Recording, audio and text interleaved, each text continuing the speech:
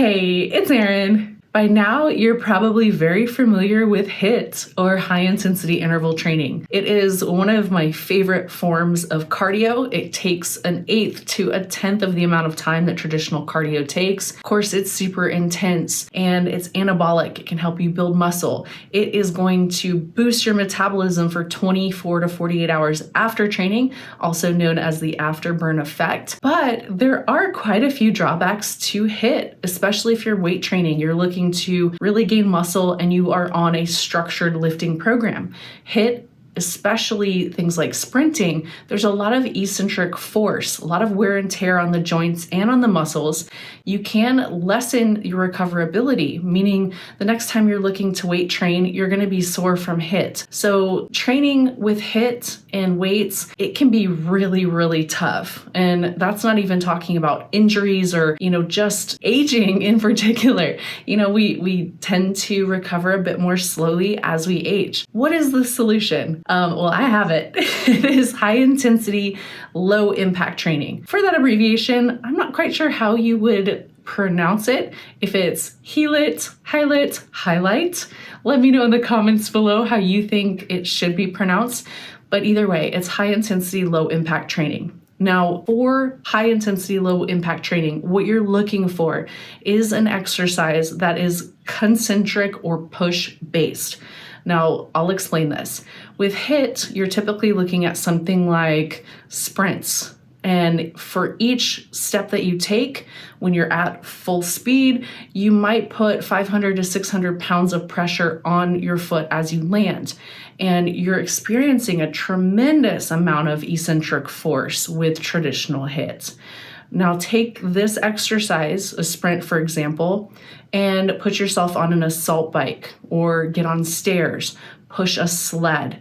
Anything where you are limiting that negative aspect or the eccentric force on your joints is going to qualify as HIIT, or high intensity, low impact training. Some other exercises can include kettlebell swings, the rower, swimming. So think about that when you're structuring a 1 to 2 time per week high intensity training session. Now, for high intensity, low impact training, the same rules apply as HIIT training.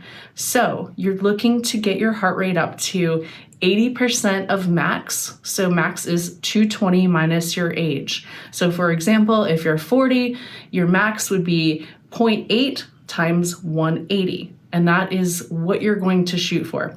Now keep in mind that this is just a standard equation and everyone is different. Your max heart rate might be considerably higher or it might be considerably lower. So really just keep that in mind. And as far as recovery goes, you want to make sure that you are fully recovered before you get to your next interval. And a good way to tell if you're fully recovered is that you're at 60% or 0.6 times your max, which again is 220 minus your age. So you have two really good guidelines for what to get your heart rate up to and what to allow your heart rate to go back to in order to get to all-out training. So I'm going to go through a quick high intensity, low impact workout with you.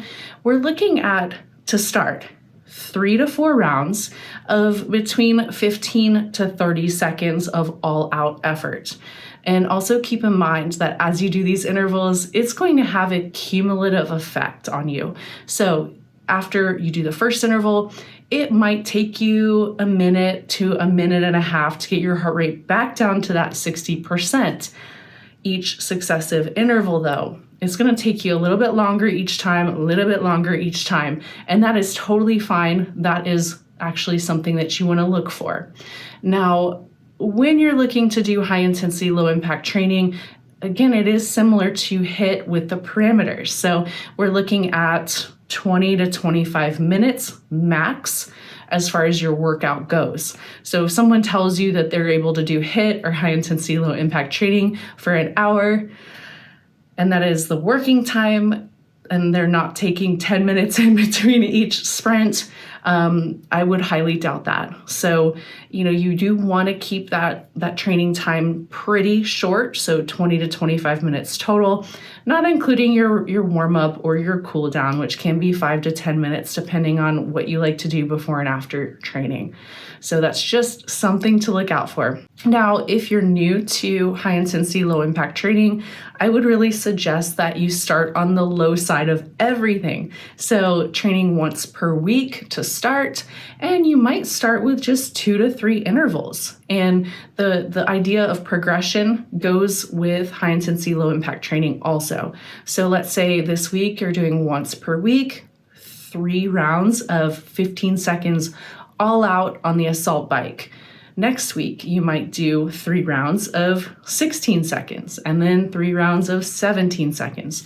So you just want to keep bumping up the volume a little bit at a time, 5 to 10% at a time. And you can also, as you get more conditioned, adding a second day in is going to get you even better results.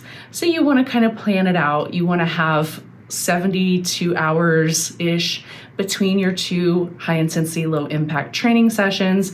And what I typically like to do is just do these on a separate day, maybe throw in some abs, maybe throw in a quick pump workout afterwards, or you can split it up to where you're doing 2 a days if you have the time to do it. Now, something like high intensity, low impact training, it can be done pretty much anywhere depending on what type of equipment you have. So let's say you have a pool, then you can go swim once or twice a week. For me, I have my assault bike in the backyard, much to my neighbor's chagrin, but I'm out there once or twice a week if I'm not in the gym doing my high intensity, low impact training. Let me know in the comments below if you'd like to know more, if you'd like to see an actual workout or perhaps an actual workout program that combines the HIIT, high intensity, low impact training, with the workouts. Happy to provide that for you.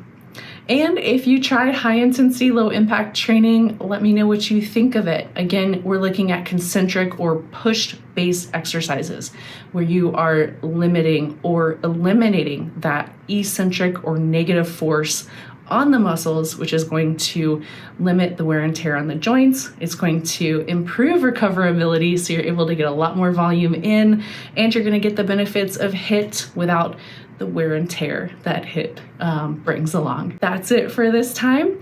Thanks for watching. And don't forget, if you want programs that already combine high intensity, low impact training, check out my training programs. I'll leave a link in the description below. Thanks for watching. Until next time, train smart, train hard, y'all.